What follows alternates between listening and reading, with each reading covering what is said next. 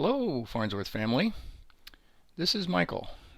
Today I'm going to share with you a few things that I've learned recently while trying to help others find new jobs or upgrade their jobs, including those impacted by the current pandemic. First, I will share just some job statistics and three things that have kind of opened my eyes or that I've learned recently, and then go over some resources that are all available to you online, a wonderful articles library, a bunch of workshops that are offered weekly, uh, accelerated job search groups of people where you meet with them online and you help one another and get advice. And then there's a thing for more like one-on-one consultation that is a resource that's available. As we all know that we've had a big, humongous, unprecedented surge in unemployment because of the epidemic and how it's dropped a little bit, but we're still at this point of, the way I computed, about 3.3 people unemployed for every job that is available. The good news is there are 5.4 million job openings listed right now, just as of like a few days ago. So there are jobs out there. A few things that I've learned here is that there's really two important areas to be addressed. One is the technical aspects of writing resumes and knowing how to network with people, how to search and find job openings, and how to sell yourself. But there's a whole other piece that's very important, and that's the emotional aspect, because we are you deal with rejection and discouragement and embarrassment and loneliness and the whole aspects of working from home. Now, we're all kind of suffering that working from home thing right now, I think, but that's a big change in our lives. And so being laid off is intimidating, and we need to deal with the emotional part, and we can't run away from that just relying only on the technical. And so I'm going to talk to you today about dealing with both of these. The next thing I've learned is that even though the technology parts have changed, about computers and networking, social media and those things, the basic principles have not changed. Career planning, consistent effort, asking those whom you know to help you, those are principles that have always been around in job search, and they continue. The third thing is that the programs by the church have really changed a lot in the last year. And there's a lot of new resources, and they've transitioned a lot of their methods, and especially in the last year, there has been a massive shift to the use of online meetings. And of course, that has proven to be very advantageous for the current pandemic. Let's see here. Next, LDSjobs.org. You can just type that in as a one location for all related church resources, and all the services there are free. And you don't have to be a member of the church. They're staffed by paid church employees and a lot of experienced volunteers. People who've been. You go to ldsjobs.org, get a page like this. First thing I'd like to point you to is the article index right up here, and it lists detailed information on any of these important topics, the whole breadth of all the aspects of the technology of networking and skills and preparation for interviews, writing resumes. Let's drill down here on one of them. Your career analysis and goals, and developing a career plan, evaluating what your strengths are, and so forth. Not making enough money, what things how to face that, and what changes you can make to improve on that. Just out of school, succeeding in a new job, and so forth. These are well done articles, and there's also things down below regarding starting businesses and furthering your education, and so forth. So, and even some stuff for employers. The other thing I'd like to point you to is you're going to find a help here, and it provides you with information about the church's local employment centers. And why is local important? Right now with COVID, they're all closed, but each one of these employment centers has a customized set of web links of resources of things that are not on church websites, most of them, but things that are good resources in that particular area that you're in. Is if you log in, if you can make an account and log in, and then go to search and search on job postings. Now if I just search on the whole universe, not any particular, these are things that are listed by LDS.org, and look at this. There is 1 million jobs listed, job openings right now in LDS at LDS.org. Now how many of them are in California? 138,000 of them are in California. Okay, well, if I'm going to still live in Pleasanton, California, that's not going to do me any good anywhere else. But let's just see what goes on in Pleasanton, California, where I live.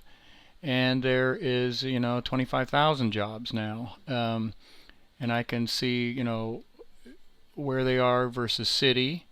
What is the type of job that's involved in them. So you can see I've got customer service representative, maintenance technician. I thought one of it was interesting. There's like 35 pet stylist part-time groomers. Anyway, there's lots of interesting ways to access this information, and you can also see which companies are hiring. Stanford University is hiring 718 down there where Ryan is. Anyway, this just is something you can pursue, and it gives you the information to be able to try to connect with these people.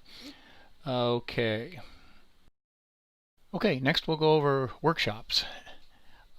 These workshops are held via Zoom, an hour long, repeated each week. I've attended each one of these in the last month or so, and they're very good, very professional. One on resumes, one on finding job leads, another about how to network and to prepare yourself with your me in 30 seconds description of yourself, and preparing for interviews. The last 10 minutes of each workshop is left for questions and answers. The resume workshop goes over some great information, and this is the kind of technical stuff that's changing often, how to best write your resume. And presently the resume needs to be tailored to a specific job. You don't just make one awesome resume and then just blast it out to everybody. Rather, you need to target your resume to a specific job. And it's very important to be able to format your resumes for being able to be read by computers. And how you place the information on the page is very important. Using section titles, bullet lists are the way it's done right now. And this little drawing over here on the right is called a heat map, which is the results of a study of tracking the eyes of a lot of resume reviewers, and the red spots are the ones where the eyes are the most. And you can see that the good vast portions of the resume are never even read. So for the first cut, to get past the first cut of reading, you need to strategically place your information in the right places. Regarding tailoring your resume, once you have found a job that is a match to your skills and that you're interested in, then here's where you modify your resume as needed to match what the employer is looking for, and they have usually described that in a job ad. So there's a number of things that match from left to right, and you try to maximize that. Of course, always telling the truth, but this gives you a good idea how close their needs are to your skills and your chance of being able to satisfy their need. There's a great workshop on finding job leads, and they talk about both the visible job market, all the things that are advertised, and then the hidden job market. And in fact, they identify that the hidden job market is in fact, I'll jump ahead here. Um, uh, People looking for work often spend a lot of time with the advertisements, yet the time to spend people who get the jobs are spending their time with the networking. So as far as the visible job market, they suggest using the link aggregators, the job aggregator sites like LinkedIn and Indeed, and learn from these what the titles are for the jobs that you're looking for and which employers are hiring. The hidden job market, this is all about asking for advice and connecting and with other individuals. LinkedIn is a classic way of doing that now. Um, it can be really hard to share with those you already know that you're out of work, but it's key that you do. I remember when I was laid off quite unexpectedly about 20 years ago, and I remember the first person that I mentioned it to outside of family was my next door neighbor when I saw him out on the street, and it was the hardest thing I could do was to tell him, hey, I got laid off, and I got emotional, and I could hardly get the words out of my mouth. It was very strange. And it is embarrassing. It is difficult. It is a hard thing. You've just been rejected, and you need to be able to share this with those people who you know, and they can help you. And there are a number of techniques and ways that you can do that is very comfortable. They have what they call informational interviews and networking interviews that you can do with those whom you know, or even friends of people you know. And They teach you how to use LinkedIn, and they actually use it mainly to find out who knows who, and then you contact them directly outside of LinkedIn. Um, but don't be shy to let others know that you are looking for work. One lady gave an example that after she got laid off, she just bit the bullet and she just like blasted an email to all of everybody she knew and told them that she got laid off. And eventually, the job that she got did come from a lead from one of those people that she didn't even expect, not somebody completely out of her field and everything. Anyway, Job Leads workshop was excellent. Okay, the networking workshop was focused on identifying your skills that are marketable and those that apply to the type of job that you seek, your next step in your career. How to talk about yourself to other people accurately and succinctly. They spend a lot of effort on this Me in 30 Seconds, where you can identify those things that your skills and your experience and your desires and your objectives and what you do well and how you can help others. And you got to summarize all that quickly in 30 seconds, like an elevator pitch, what you could do during just an elevator trip with somebody. So if somebody asks you, you can quickly summarize what you do and what you're looking for. And they have you memorize it. And they have you practice it. And anyway, they really help you refine that. The other is teaching us how to speak with power statements, and that is to be able to make a claim about something we can do, give an example of how we've done it, explain how that skill or ability could benefit the person you're talking to. So those are called power statements, and they have you learn how to do that, and it's very powerful. The Preparing for Interviews workshop, so you don't get blindsided, they give you a ton of these common interview questions so that you think about how to answer them succinctly and properly, and how to answer with power statements, and discuss things like when and when to not talk about salary, and how to use that, what kind of questions to ask when you're given that chance. That's a very important, your response there is very important. How to dress and how quickly you should follow up afterwards. And in just general, is preparing yourself psychologically for interviewing, and thinking positively, and using techniques to help you prepare in that way. The next workshop is called Accelerated Job Search Program, and there you are introduced into online Zoom meetings that are held daily. They're small group meetings consisting of job seekers and two of these experts, and they have different groups by region in the U.S. and different groups for the professional manager executives and all others.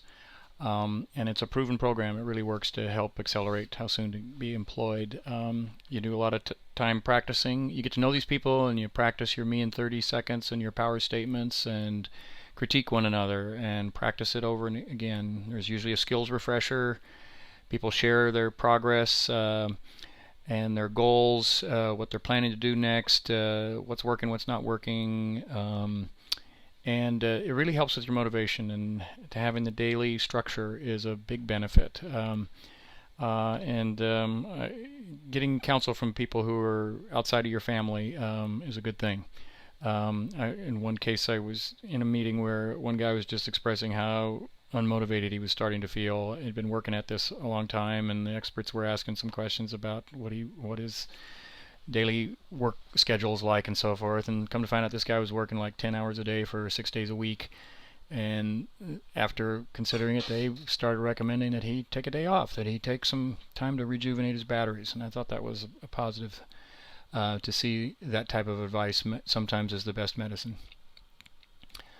The next area is ask an expert sessions, and these are just free professional advice and problem solving for you. I was in one where one lady was really struggling with how to express that she had quit her prior job, and why did she quit her prior job? Everybody seemed to be asking her, and she took quite a while to explain the main reasons, and the recommended wording was very simple and short. Just, I left to pursue other interests, including education.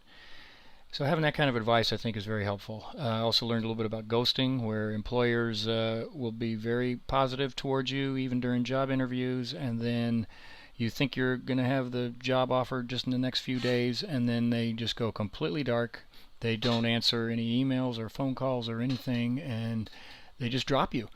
And they call it ghosting. And apparently it happens a lot, like maybe 30% of the time. And so as unethical as that sounds, apparently it's common. So knowing that, and knowing that you're not alone in that, not suffering all that rejection is really, really good things to get from this type of these resources. And there's also one-on-one sessions with experts if you sign up, if you register.